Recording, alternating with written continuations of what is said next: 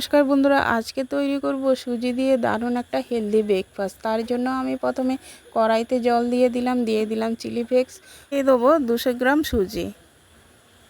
ভালো করে একটু ভাপিয়ে নিয়ে এবার সুজিটাকে আমি তুলে নেব। এবার পুরটাকে তৈরি করব।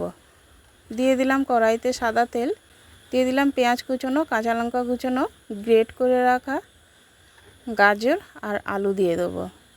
সব কিছু দিয়ে একটু ভালো করে নেড়ে চেড়ে দিয়ে দিলাম স্বাদ মতো লবণ। এবার দিয়ে দিলাম জিরে গুঁড়ো সামান্য পরিমাণ, আর দেবো হলুদ গুঁড়ো। সব কিছু দিয়ে আবার একটু নেড়ে এবার লাস্টেই দিয়ে দেবো ধনেপাতা দিয়ে এবার দিয়ে দিলাম স্বাদ মতো একটু চিনি।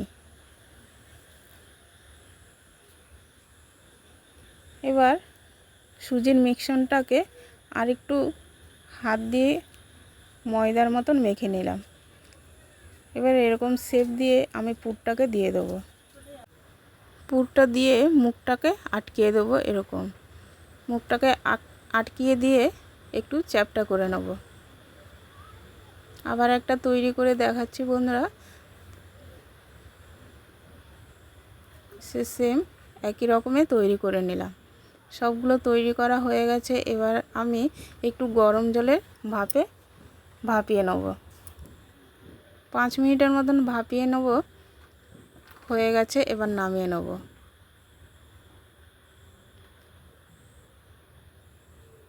এবার একটু তড়কা লাগিয়ে নেব। প্যানে দিয়ে দিলাম সামান্য পরিমাণ সাদা তেল, সর্ষে, আর দিয়ে দেবো কারি পাতা, আর টেস্টের জন্য একটু চিনিও দিয়ে দিলাম। জল দিলাম সামান্য পরিমাণ, একটু চিনি দিয়ে দিলাম। এবার সবগুলো এখানেই দিয়ে দেবো।